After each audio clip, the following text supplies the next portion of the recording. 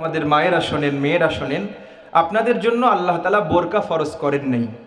আজকে মেয়েদের ভেতরে একটা চিন্তা যে অনেকগুলো ভালো ভালো জামা না বানিয়ে একটা চমৎকার বোরকা বানালেই ভেতরে কি পরে আছি আর পরি নাই এটা তো ঢাকা থাকলো, বোরকার মাধ্যমে নিজের সৌন্দর্যটাকে ফুটিয়ে তোলা সম্ভব হলো। ব্যাপারটা অনেকটা এরকম না? আল্লাহ তাআলার সাথে কিন্তু আপনি কৌশল করে চালাকি করে লাভ নাই, কারণ আল্লাহ তাআলা বোরকা পরার কথা কোথাও বলেন নাই।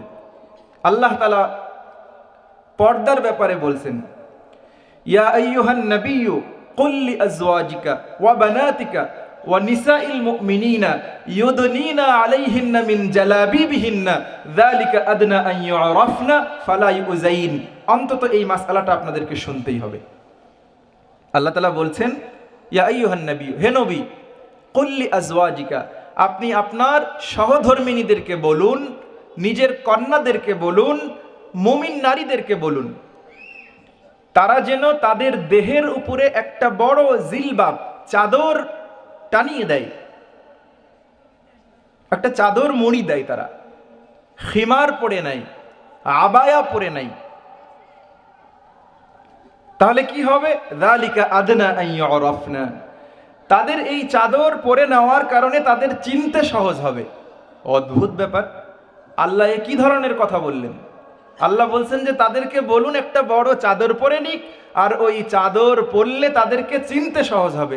আশ্চর্য, চাদর মহিলা পরলে আমি চিনতে পারবো কিভাবে এটা আমার মা না বোন না খালা না আমার পছন্দের কেউ?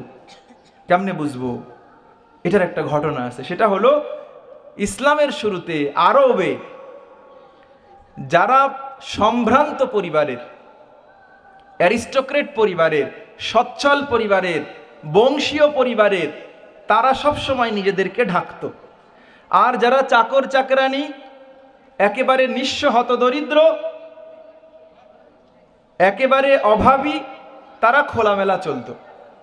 আল্লাহ তাআলা যেটা বলছেন যে একটা বড় চাদর দিয়ে নাও তাহলে তোমাকে চিনতে সহজ হবে, এই চেনার অর্থ হলো যে এই মেয়েটা শালীন, এই মেয়েটা সম্ভ্রান্ত পরিবারের, এই মেয়েটা সচ্ছল পরিবারের, সে সত্যিকারের একজন বদান্যতা, শিষ্টাচার, ভদ্রচিত মেয়ে, এইটা তাকে চিনতে সহজ হবে। তার মানে ওমর রাদিয়াল্লাহু তাআলা আনহুর হাদিস মনে পড়ছে যে ওমর রাদিয়াল্লাহু তাআলা আনহু যারা বাদী, দাসী, যাদেরকে টাকা দিয়ে কেনা হতো ইসলামের শুরুতে ছিল, তারা যদি এরকম পর্দা পশিদা করে চলতেন তাহলে ওমর রাদিয়াল্লাহু তাআলা ধমক দিতেন, নাই তুমি যদি দাসীবাদী হয়ে এরকম ঘোমটা দিয়ে থাকো তো কাজ করবে কি করে? তার মানে সমাজে যে সকল মেয়েরা উলঙ্গ বেহাপনা, অর্ধ উলঙ্গ চলে, এরা মূলত নিম্ন শ্রেণীর, দরিদ্র। আর যারা নিজেকে শালীন পোশাকে মুড়িয়ে চলেন তারা সম্ভ্রান্ত, তারা অ্যারিস্টোক্রেট, তারা বংশীয়। আল্লাহ বোরকার কথা বলেন নেই। এমন জিলবাব, আব্দুল্লাহ ইবনে আব্বাস রাদিয়াল্লাহু তাআলা আনহুকে এই আয়াত সম্পর্কে জিজ্ঞাসা করা হয়েছে।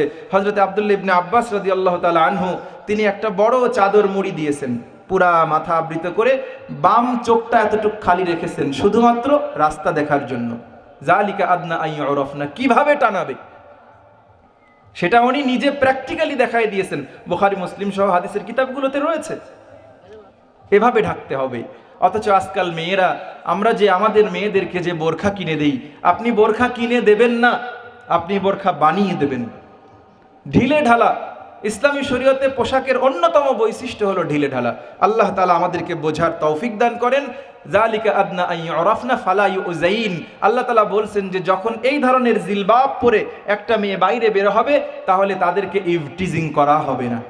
ধরেন এই সমাজে খুব দুষ্টু ছেলে, আমি, আমার মতন এত দুষ্টু ছেলে এই এলাকায় আর নাই, কিন্তু যখন একটা মেয়ে তার নিজেকে সুন্দর করে আবৃত করে তখন ওই মেয়েটাকে উত্তক্ত আমি অন্য মেয়েকে করি, কিন্তু সম্মানের জায়গা থেকে আমি কিন্তু ওই জিলবাব পরা, নিজেকে ঢেকে রাখা, আবৃত করা মেয়েটাকে উত্তক্ত করব না। ব্যাপারটা এরকম হয় না ভাই? এটা আল্লাহর বিধান। আর আল্লাহ তাআলা পুরুষদেরকে চোখ নামিয়ে রাখতে বলেছেন, মেয়েদেরকেও চোখ নামিয়ে রাখতে বলেছেন। এজন্য মেয়েরা বোরখা পরবেন ঢিলে ঢালা, অভিভাবকরা তাদেরকে ওই মানের বোরখা পরিয়ে দেবেন। আল্লাহ তাআলা আমাদেরকে বোঝার তৌফিক দান করেন, আমিন।